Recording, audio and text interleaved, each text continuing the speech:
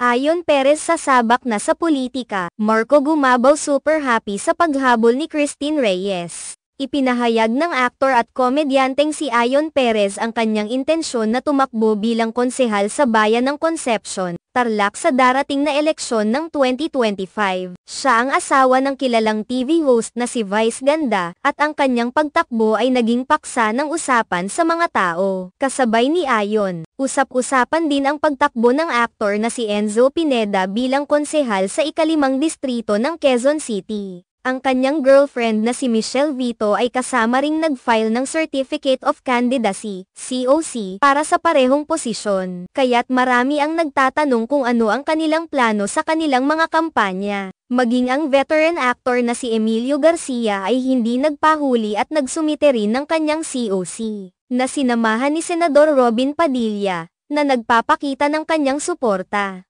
Ang presensya ni Padilla ay nagbigay ng pansin sa kanyang kandidatura, at maraming tao ang nag-aabang sa kanyang magiging papel sa darating na halalan. Isa pang artist na nakasama sa listahan ng mga tatakbong kandidato para sa halalan sa 2025 ay si Marco Gumabaw. Isang kapansin-pansing hakbang din ang ginawa ng kanyang girlfriend, si Christine Reyes, na nag-file rin ng COC para sa posisyong ito. Ang kanilang pagsasama sa eleksyon ay nagbigay ng inspirasyon sa kanilang mga taga-suporta. Hindi rin nagpahuli ang social media personality na si Rosemar, na muling nagdesisyon na tumakbo bilang konsehal sa unang distrito ng Maynila. Ang kanyang muling pagtakbo ay nagbigay ng sigla sa kanyang mga tagahanga, na umaasa na makikita ang kanyang mga proyekto para sa kanilang komunidad. Sa kabila ng mga kaganapang ito, nagkaroon ng iba't ibang reaksyon mula sa mga netizen hinggil sa pagtakbo ng mga kilalang personalidad sa eleksyon. Maraming tao ang umaasa na sa oras na sila ay manalo, magiging responsable sila sa kanilang mga tungkulin at tunay na makapaglingkod sa kanilang mga bayan. Ang pagpasok ng mga kilalang mukha sa politika ay nagbigay diin sa halaga ng pagiging aktibo sa mga isyu ng komunidad.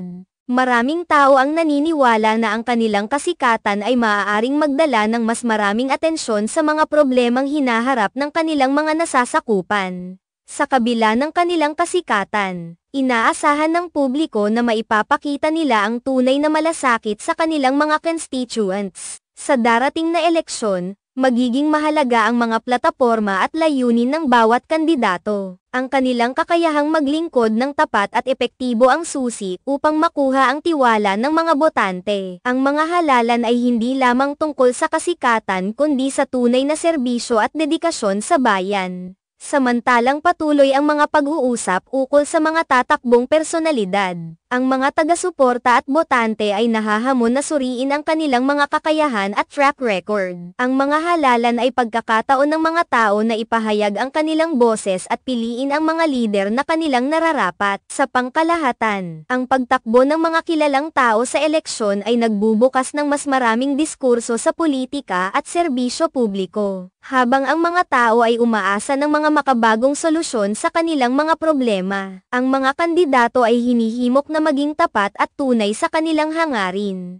Ang pagsasagawa ng mga eleksyon sa 2025 ay hindi lamang isang simpleng proseso ng pagpili kundi isang pagkakataon na magsimula ng pagbabago sa komunidad.